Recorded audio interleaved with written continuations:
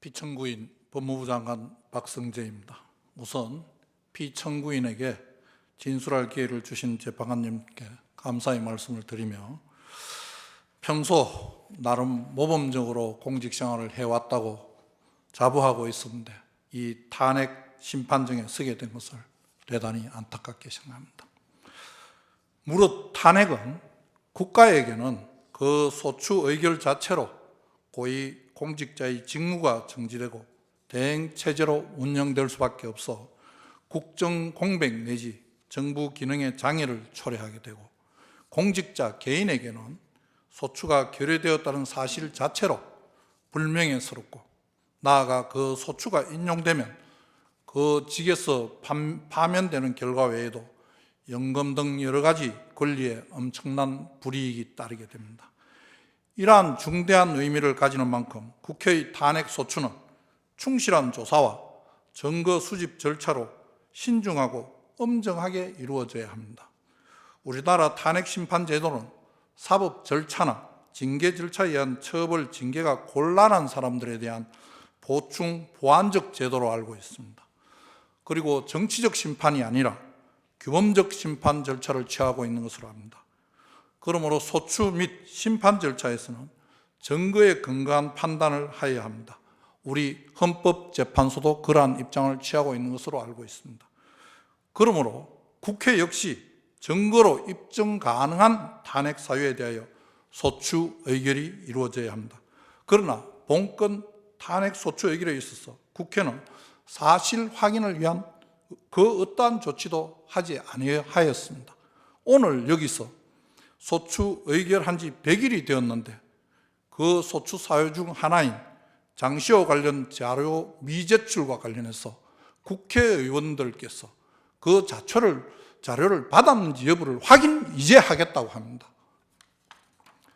즉 본인에 대한 국회의 탄핵 소추는 국회 차원의 별도의 조사나 증거 수집 절차 없이 비상계엄이 내란이며 침묵은 공모라는 궤변을 주된 탄핵 사유로 삼았고 구체적인 헌법, 법률 위반 행위조차 제대로 특정하지 않은 채 소위 카드라식 의혹 제기에 불과한 언론 기사들을 증거로 첨부하였을 뿐입니다.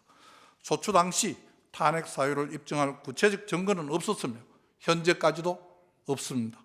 이렇듯 탄핵 사유를 뒷받침할 만한 아무런 증거가 없음에도 국회법에서 정한 조사 절차마저 생략한 채 이루어진 이 건 탄핵 소추는 소추 절차 자체가 국회법에 위반한 것으로 보아야 합니다. 만약 국회 측이 국회법에 규정된 탄핵 소추를 위한 조사 절차는 임의 규정이고 재량 사항이므로 관련 절차를 거치지 않아도 되고 탄핵 소추권은 국회의 권한이므로 증거 없이도 소추 가능하다고 주장한다면 이는 이제껏 검찰의 처분이나 정부의 재량 행위에 대해서 권한 남용이라며 문제를 삼아온 국회의 입장과 사뭇 다르다고 할 것입니다. 바로 내로남불입니다. 헌법재판소는 그러한 국회의 주장을 배척해야 합니다. 그렇게 하지 않으면 향후에도 아무런 증거도 없이 탄핵 소추권 행사를 남용하는 이를 조장하는 결과를 초래할 것입니다. 국회의 졸속 탄핵 사추는 탄핵 인용 즉 파면을 목적으로 하는 것이 아니라 오로지 고위공직자의 직무정지, 이를 통한 국정공백 내지 마비를 초래하기 위한 의도로 제기된 것으로 볼 수밖에 없습니다. 이는 명백한 탄핵 소추권의 남용으로 각하되어야 합니다. 탄핵 소추권이 국회의 권한이라고 다수당의 의도대로 다수결에 의하여 탄핵 소추권을 남발하는 것은 다수결의 원칙을 악용한 다수의 전제정치이자 다수의 폭정입니다.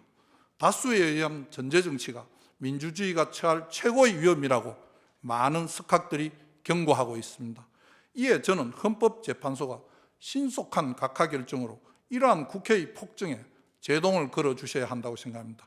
그리하여 헌법재판소가 민주주의와 헌법 가치를 수호하여 줄 것으로 기대하였습니다. 그러나 안타깝게도 그렇게 되지 않았습니다. 2024년 12월 12일 국회의 탄핵 소추 의결로 법무부 장관의 직무는 바로 정지되었고 1회 변론 기일까지 거의 100일이 흘렀습니다. 헌법재판소에서 절차가 지연되는 동안 국회는 자신들이 의도한 탄핵소추의 목적을 이미 달성하였는지도 모르겠습니다. 청구인 측에 묻고 싶습니다. 정녕 본건 탄핵소추 의결서에 법무부 장관을 파면시킬 만한 내용이 들어있다고 생각하십니까? 정말 그렇게 생각하고 본건 탄핵소추를 의결한 것이 맞습니까? 본건 탄핵 청구는 내용 자체로 헌법 및 법률 위반 행위라는 탄핵 사유를 구비하지 못하였을 뿐만 아니라 증거법상으로도 객관적 증거라고 볼 수 없는 의혹 제기성 언론 보도만으로, 그리고 의원들의 일방적인 주장이 담긴 회의록만으로 증거 없이 탄핵소추를 진행하였습니다. 즉 사실 인정을 위하여 심리의 대상이 될 만한 증거는 애당초 제출하지 못하고 있습니다. 청구인 측이 탄핵 사유로 내세우고 있는 비상계엄을 통한 내란 공모 및 동조이즘은 대통령의 비상계엄 선포가 바로 내란 행위이며 법무부 장관으로서 이를 저지 못한 것이 바로 내란의 공모라는, 내란 동조 공모라는 논리의 비약에서 출발하였습니다. 그러나 헌법에서 예정하고 있는 비상계엄의 선포가 바로 내란 행위라는 것은 법리적으로도 있을 수 없는 궤변이고, 관련자들의 국회에서의 정언 그리고 검경 수사 과정에서 제가 공모, 동조했다는 사실을 인정할 증거가 없음이 이미 밝혀졌습니다.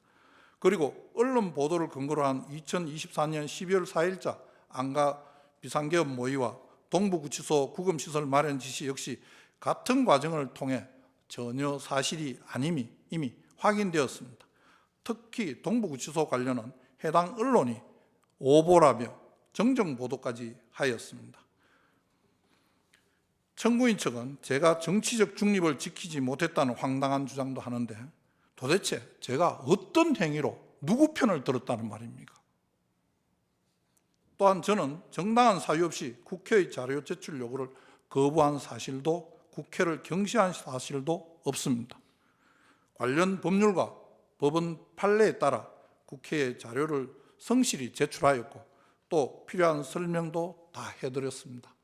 제출하지 못하는 경우에도 우리 직원들이 직접 찾아가서 설명도 하기도 하였습니다.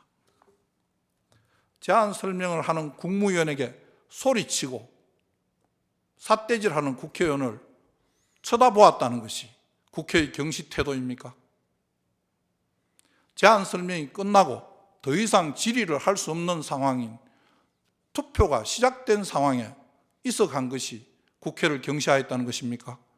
어느 조항에 국무위원은 투표가 끝날 때까지 그 자리에 앉아 있어야 한다는 규정이 있습니까? 저는 도저히 이해할 수가 없습니다. 국회의 탄핵소추 의결서를 아무리 살펴봐도 저희 어떠한 행위가 헌법과 법률을 위반하였다는 것인지 도무지 알 수가 없습니다. 거듭 강조하건대 본건 탄핵소추는 오로지 법무부 장관의 직무정지를 목적으로 이루어진 국회의 권한 남용입니다. 다수결 원칙에 편성하여 법을 악용한 다수당의 폭거에 불과합니다. 아니면 말고식으로 제기되는 이러한 국회의 후안무치한 정치적 탄핵소추, 즉 국회의 권한 남용을 그 피해자가 있습니다. 첫 번째로 당사자인 공직자들입니다. 두 번째로 무용한 절차를 진행해야 하는 헌법재판소입니다. 그리고 그 무용한 절차에 혈세를 부담하는 대한민국 국민들이 피해자입니다. 정말 있을 수 없는, 있어서도 안 되는 국가 역량의 낭비입니다. 그럼에도 정작 국회는 그 어떠한 법적 책임도 지지 않습니다. 오히려 한 해 많은 수억 원이 넘는 국회 측 대리인 비용까지 국민들이 혈세로 부담하고 있습니다. 이것이야말로 불이이며 국고 손실 행위이자 헌정질서 문란 행위라고 할 것입니다. 이제는 헌법재판소가 기각 결정이 아니라 각하 결정으로 국회의 불법을 선언함으로써 헌정질서를 바로잡아야 할 때입니다. 법의 지배가 아니라 법을 이용한 지배로 흐르고 있는 국회의 폭거에 제동을 걸어주시기 바랍니다. 부디 신속한 각하 결정으로 국회의 남용에 적절한 제동을 걸어주시기를 부탁드립니다. 경청해 주셔서 감사합니다. 이상으로 변론을 종결하겠습니다. 선고기일은 추후 지정하여 양측에 통지해드리겠습니다.